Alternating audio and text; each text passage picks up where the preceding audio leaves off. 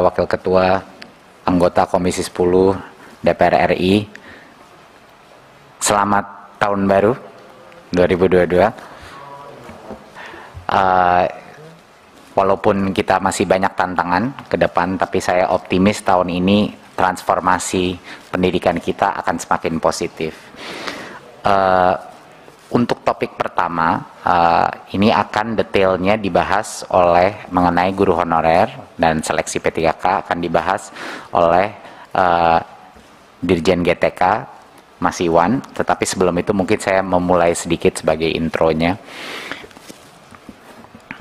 Saya rasa masyarakat juga harus mengetahui bahwa kita punya undang-undang ASN yang mengunci dua hal dalam rekrutmen P3K ini.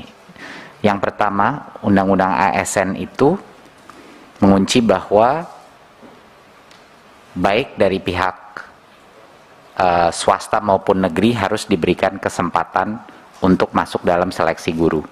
Jadi itu hal yang dikunci oleh undang-undang.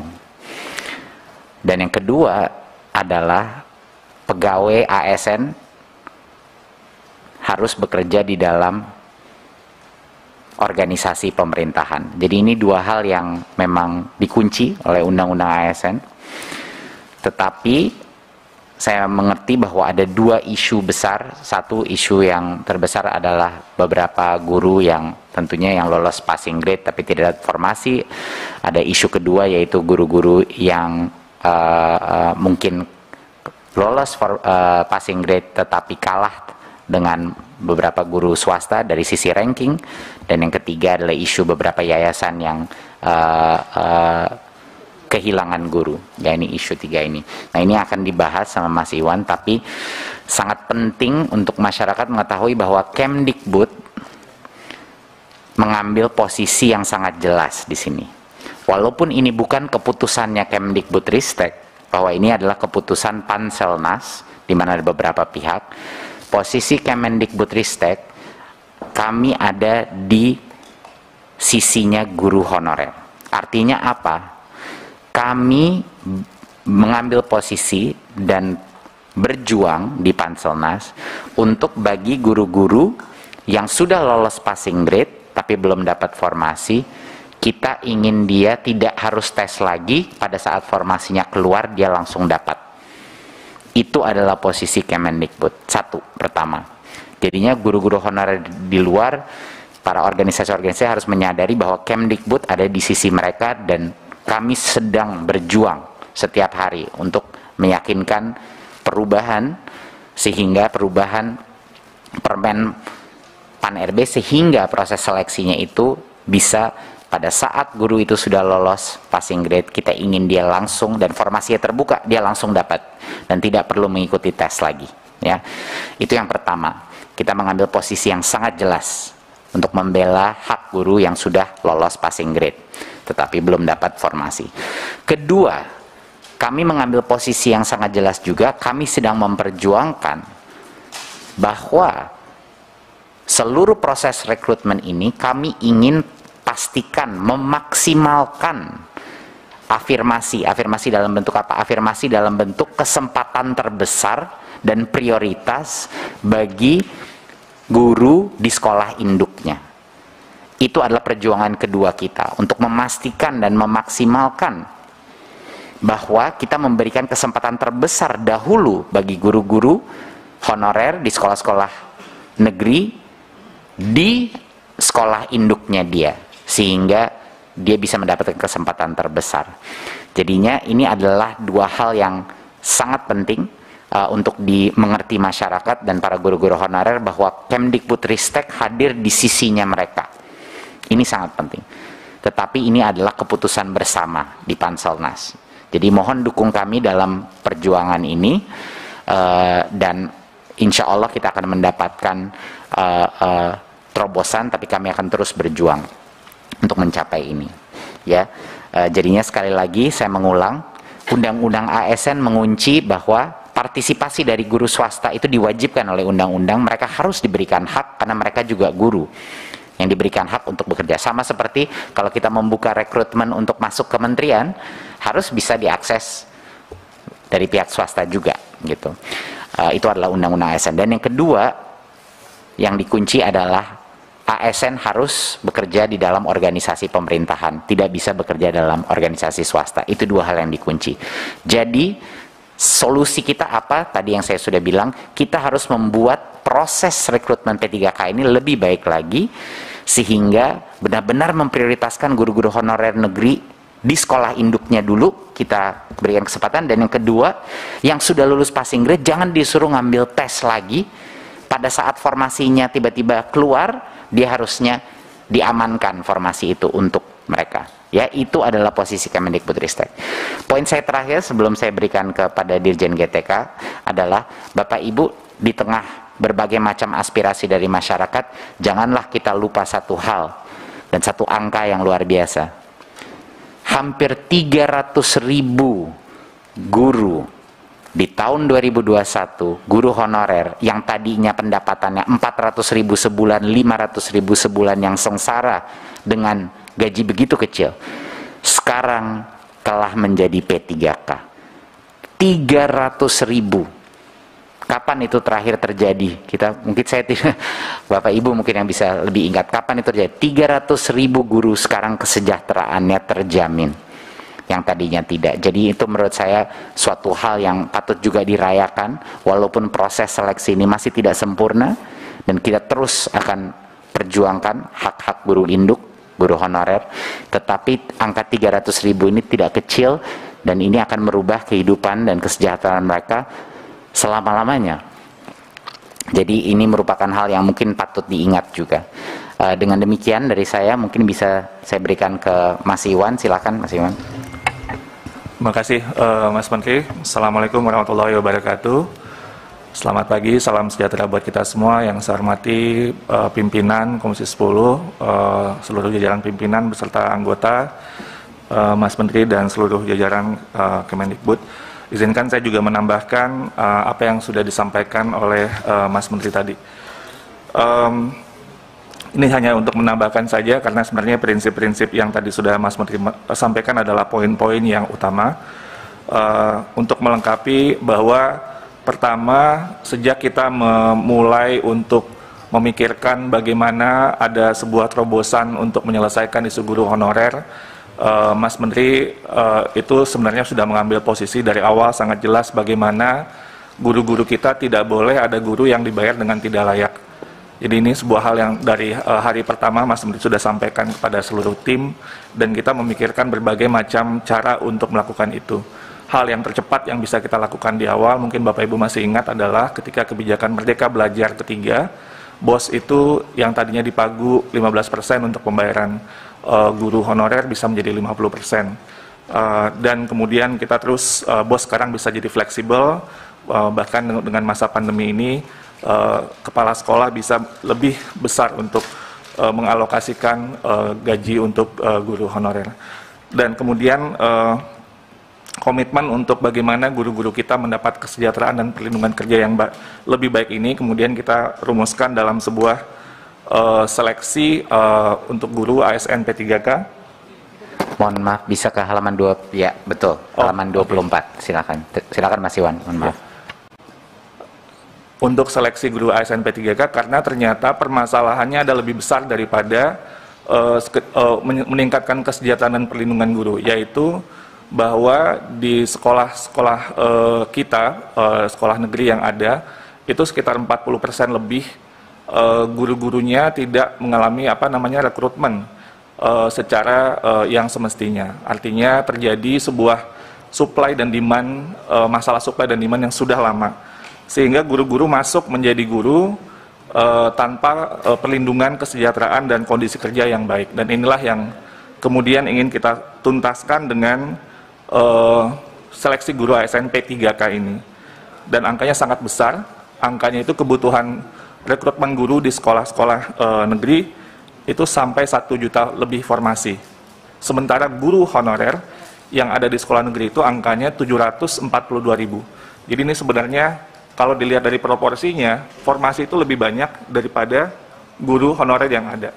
Jadi itu menunjukkan ketimpangan supply dan demand yang sangat besar. Dan itu yang juga ingin kita selesaikan. sambil kita juga bagaimana peningkatan kesejahteraan perlindungan untuk guru-guru kita dan kesempatan mereka untuk mendapatkan kompetensi yang lebih baik. Lanjut. Kembali untuk mengingatkan Bapak Ibu terkait dengan lini masa seleksi guru P3K ini sudah melalui sebuah proses yang sangat panjang. Kita mulai dari dialog dengan Kementerian Keuangan untuk memastikan bahwa anggaran untuk 1 juta formasi itu disediakan, lalu kemudian dengan Kemenpan RB untuk memastikan bahwa formasi itu disetujui, dan seterusnya dengan Pemda kita sosialisasikan dengan seluruh Pemda. Dan terus kita melakukan misalnya ada materi pembelajaran karena kita ingin guru-guru kita mempersiapkan diri dengan sebaik-baiknya, kita sediakan modul-modul untuk belajar, membantu mereka mempersiapkan diri, dan terus sampai kemudian desain tesnya pun kita ingin maksimalkan. Kalau biasanya tes ASN itu hanya sekali, ini bisa sampai 3 kali kesempatan, dan kemudian skema-skema afirmasi pun dipikirkan sehingga barulah kita mulai tes itu di pertengahan tahun 2021. Dan desain dari tes ini untuk mengingatkan kembali, kita memikirkan afirmasi bukan saja dalam bentuk bonus poin, tapi juga afirmasi untuk sekolah negeri dan juga afirmasi untuk Pemda. Jadi di tes seleksi tahap pertama itu tidak ada guru swasta yang boleh untuk ikut tes seleksi tahap pertama. Dan ini sebenarnya spiritnya adalah untuk memproteksi guru-guru di sekolah negeri. Jadi itu sebenarnya desain dari awal untuk seleksi tahap pertama. Dan untuk Pemda, tadinya kita memikirkan bisa lintas Pemda, tapi ternyata kita memikirkan juga berbagai hal yang mungkin bisa menjadi pertimbangan, itu baru dibuka di tahap ketiga. Sehingga afirmasi terhadap yang di Pemda yang bersangkutan itu sampai tahap kedua. Sehingga tidak terjadi sebuah mobilisasi yang bisa jadi lebih besar gitu ya. Nah, ini afirmasi terhadap sekolah negeri itu kita desain, afirmasi terhadap Pemda juga kita desain, sebelum kemudian tahap 3 itu yang lebih artinya lebih persaingannya lebih bebas, dan kita akan melakukan optimalisasi jika masih ada formasi yang tersisa dan guru yang layak, yaitu yang lulus passing grade-nya. Lanjut. Dan inilah dengan berbagai dinamika yang terjadi pada saat perancangan dan proses seleksi, kita memberlakukan kebijakan afirmasi dan juga penyesuaian nilai ambang batas sebagai bentuk keberpihakan kita untuk mendorong semakin maksimal guru-guru kita yang bisa lulus untuk seleksi dan mendapatkan formasi ini. Pertama, sertifikat pendidik, lalu kemudian usia di atas 35 tahun, penyandang disabilitas, dan guru honorer THK 2. Dan kemudian kita lakukan juga kebijakan penyesuaian nilai ambang batas, di mana untuk guru-guru yang sudah lama mengabdi, yaitu dengan usia di atas 50 tahun, itu kompetensi teknisnya otomatis langsung 100%. Jadi kompetensi teknis yang di Tenggarai waktu itu sangat sulit, itu kita berikan afirmasi maksimal 100% kepada guru-guru di usia 50 tahun. Ini juga masukan dari Komisi 10 pada waktu itu, dan juga mereka juga mendapatkan bonus 10% untuk kompetensi manajerial, sosiokultural, dan wawancara. Dan setelah itu pun semua peserta seleksi mendapatkan nilai afirmasi 10% dari kompetensi teknisnya. Lanjut. Nah, kondisi pada saat ini, Bapak Ibu yang terhormat, yang sudah disampaikan oleh Mas Menteri tadi, sudah 293.000 atau hampir 300.000 guru honorer yang sudah lulus formasi pada ujian pertama dan kedua dan akan segera diangkat menjadi guru P3K. Jika kita melihat angka ini dari formasi yang dilamar, nanti akan saya jelaskan ada formasi yang dilamar, ada formasi yang tidak dilamar, itu sekitar 75,7%. Jadi artinya angkanya cukup tinggi dari formasi yang dilamar. Atau kalau kita lihat dari total formasi, angka ini sekitar 58,0% dari 506.252 formasi. Ini angka yang sangat besar, persentase yang sangat besar. Lanjut. Nah, tapi pada saat yang bersamaan, kita juga melihat sebuah data yang menarik Bapak Ibu, yaitu ada 117.000 formasi lebih yang tidak dilamar sama sekali di tahap 1 dan di tahap 2. Dan ketika kita buka datanya, ternyata kita bisa melihat sebuah tren bahwa guru-guru kita tidak melamar ke daerah-daerah yang aksesnya terbatas atau terpencil, atau daerah khusus atau daerah 3T. Ini misalnya kalau di DKI Jakarta misalnya guru-guru di Kepulauan Seribu melamarnya di Jakarta Utara gitulah kira-kira ya. Jadi atau yang di daerah desa ngelamarnya ke kota di wilayah kewenangan yang sama, padahal sebenarnya kalau dia bersaing di formasi ini itu mungkin besar kemungkinan dia akan mendapatkan formasi tersebut. Jadi ternyata banyak, ini 100.000 ini banyak sekali Bapak Ibu, ini lebih dari 20% formasi yang tidak dilamar sama sekali. Ya ini nanti mungkin kita bisa isi dengan optimalisasi formasi. Tapi ini sebarannya juga ada per provinsi yang mungkin juga bisa menjadi perhatian Bapak Ibu sekalian. Lanjut. Nah ini isu yang saya yakin Bapak Ibu sudah sangat sering mendengar, tadi juga pimpinan sudah menyampaikan, kami pun juga terus dengan pengaduan, layanan pengaduan yang kami terima dan forum-forum yang kami ikuti dan juga berbagai macam bentuk komunikasi lainnya, ada 4 isu utama dari tahap 1 dan tahap 2. Yang pertama, itu di tahap 1 waktu itu mungkin Bapak Ibu masih ingat di akhir tahun, ketidakjelasan tentang pemberkasan untuk guru-guru yang sudah lulus di tahap 1. Ini sudah jalan, ada solusi yang segera dilakukan yaitu surat BKN untuk menjadi dasar bagi Pemda untuk segera memproses pengangkatan P3K guru-guru honorer di daerahnya masing-masing. Ini batas akhir untuk penyerahan dokumen nantinya itu kepada BKN tanggal 31 Januari 2022. Ini proses yang sudah sedang berjalan. Lalu yang kedua, ketiga sebenarnya itu mirip, tapi yang ketiga nanti akan itu lebih fokus kepada masalah yang sangat kritis yang tadi sudah disampaikan oleh Mas Menteri dan sudah dijelaskan bagaimana posisi kita, adalah yang sudah lulus passing grade. Yang ini di tahap 1 sudah menjadi masalah, jadi mereka sudah lulus passing grade tapi belum dapat formasi, tapi di tahap kedua ditambah dengan isu sekolah swasta. Jadi yang ada guru honorer sekolah induk yang bagian ketiga sudah lulus passing grade namun kalah bersaing dengan guru swasta. Nah inilah yang isu yang terus kita juga menerima banyak sekali masukan-masukan dari berbagai pihak, dan kita melihat sebenarnya seperti tadi saya sampaikan, jika Pemda mengajukan formasi secara maksimal 1 juta formasi, maka sebenarnya formasi itu berlebih 250.000 atau sekitar 25% dari guru honorer existing. Jadi sebenarnya formasi itu jauh lebih banyak daripada guru honorer yang ada di lapangan. Jadi sehingga kita akan terus mendorong, memperjuangkan bersama-sama bagaimana Pemda bisa memaksimalkan pengajuan formasi tahun ini. Nah, yang waktu itu saya juga sama Kang Dede waktu di podcastnya juga menyampaikan tentang ini. Di tahun 2021 itu sebenarnya sudah ada surat dari Kementerian Keuangan untuk menjelaskan alokasi dana per Pemda.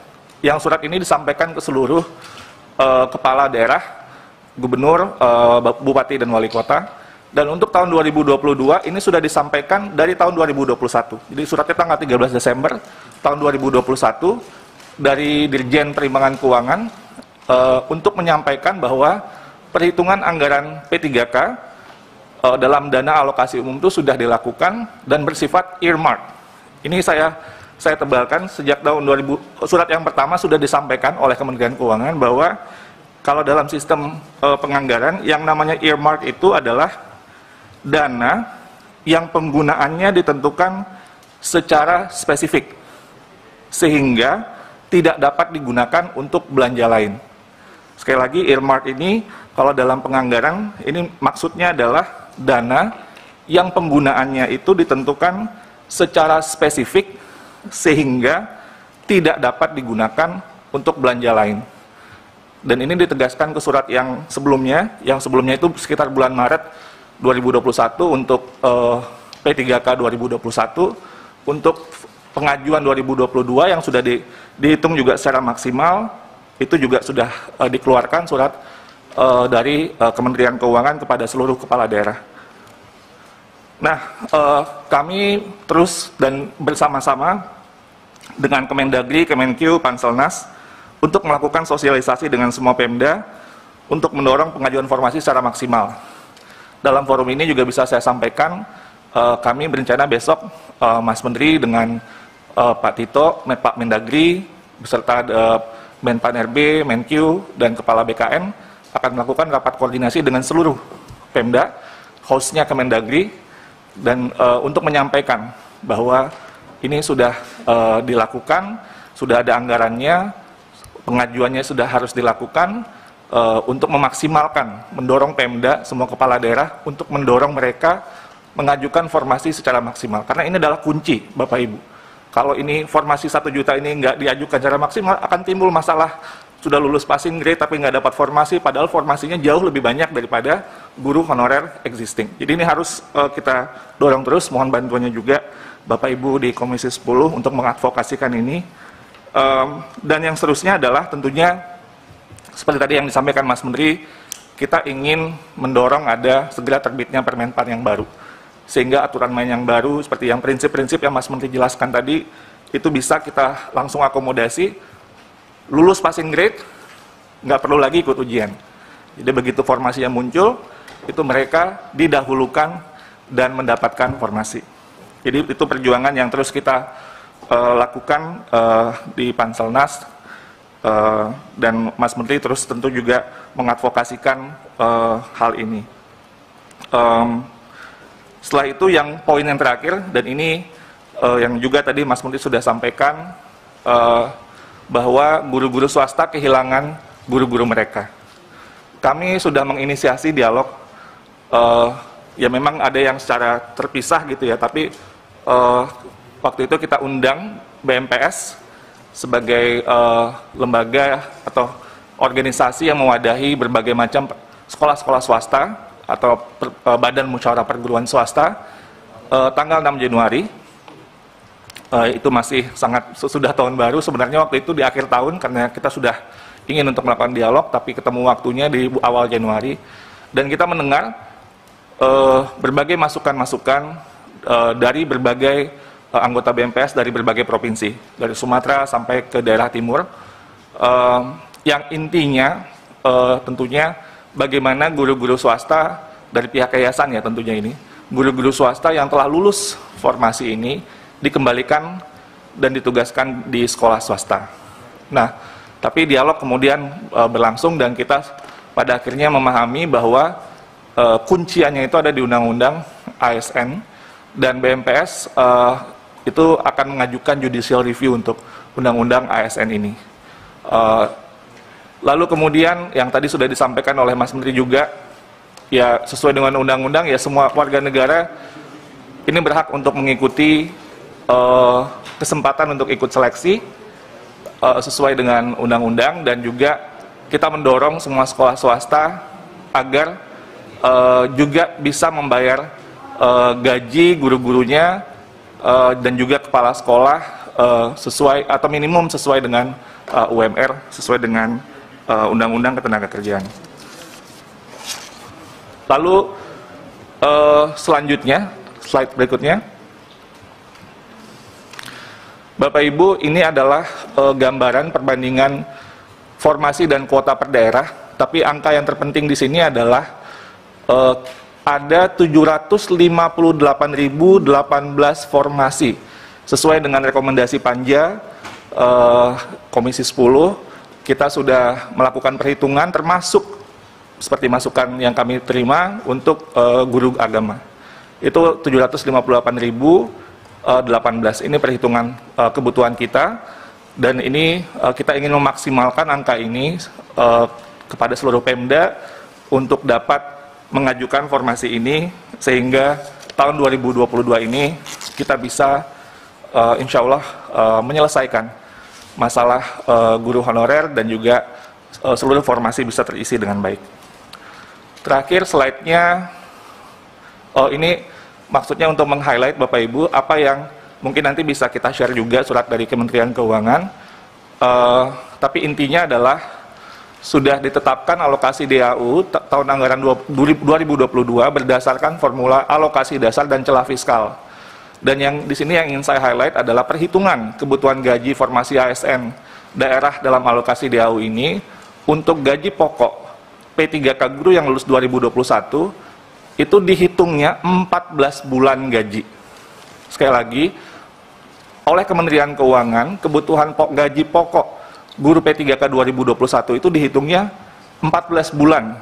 Artinya dihitung sejak Januari sampai Desember dengan asumsi itu ya, asumsinya penggajiannya dimulai sejak Januari sampai Desember dan ditambah ada gaji tunjangan hari raya dan kebijakan gaji ke-13.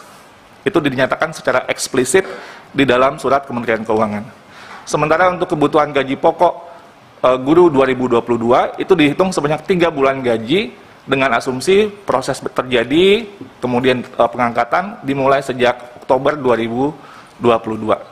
Dan ini tentunya dana yang diperhitungkan di 2021 yang tidak terserap akan menjadi pengurang perhitungan kebutuhan penggajian P3K. Artinya jika Januari ini tidak diangkat, tidak dibayar gajinya, sebenarnya ada kelebihan di bulan Januari dan itu akan terus berlanjut jika prosesnya masih belum dilakukan atau belum selesai. Jadi anggaran yang dialokasikan sebenarnya ini cukup besar untuk 14 bulan gaji untuk 2021 dan 3 bulan gaji untuk guru yang nantinya diangkat atau lolos di 2022, seleksi 2022. Itu mungkin dari saya terakhir, ini hanya ingin menyampaikan kepada Bapak Ibu Komisi 10 bahwa rekomendasi panja ini sudah kita tindak lanjuti, misalnya melanjutkan seleksi 1 juta guru P3K yang sebelumnya mungkin dikhawatirkan akan berhenti saja, tapi kita ingin memaksimalkan, mudah-mudahan dengan Permenpan baru nanti kita bisa lebih besar lagi. Jadi mungkin kalau masih tahap ketiga masih belum, kita terus akan melakukan seleksi sampai maksimal formasi terisi, lalu kemudian melakukan pengusulan pemenuhan kebutuhan guru 2022 berdasarkan peta data yang sudah kita sampaikan, membentuk layanan pengaduan, ini juga sudah kami lakukan, Bapak Ibu Komisi 10, di https://guru p3k.kemdikbud.go.id dan nomor layanan pengaduan 15997. Ini luar biasa sibuknya layanan pengaduan ini dan kita terus menambahkan anggota untuk memastikan kita bisa melayani atau tidak jauh lah harinya untuk menjawab pertanyaan-pertanyaan yang diajukan kepada kami. Sosialisasi kepada pemerintah daerah untuk pemenuhan kebutuhan guru terus kita lakukan, termasuk lakor yang akan kita lakukan besok dengan Kemdagri dan semua anggota Panselnas, Kemenkeu. Terkait kebijakan anggaran, kita terus berkoordinasi dengan KL terkait untuk memastikan pembayaran gaji dan tunjangan guru P3K alokasi APBN diperhitungkan melalui DAU. Terkait dengan kebijakan formasi afirmasi seleksi untuk guru-guru PJOK, kesenian, bahasa daerah, dan TK, memberikan kesempatan yang sama afirmasi guru honorer penyandang disabilitas untuk dapat mengikuti ASN P3K dan afirmasi nilai guru di atas 35 tahun ke atas dan 50 tahun ke atas. Mungkin itu dulu, Mas Menteri, saya kembalikan ke Mas Menteri. Assalamualaikum warahmatullahi wabarakatuh.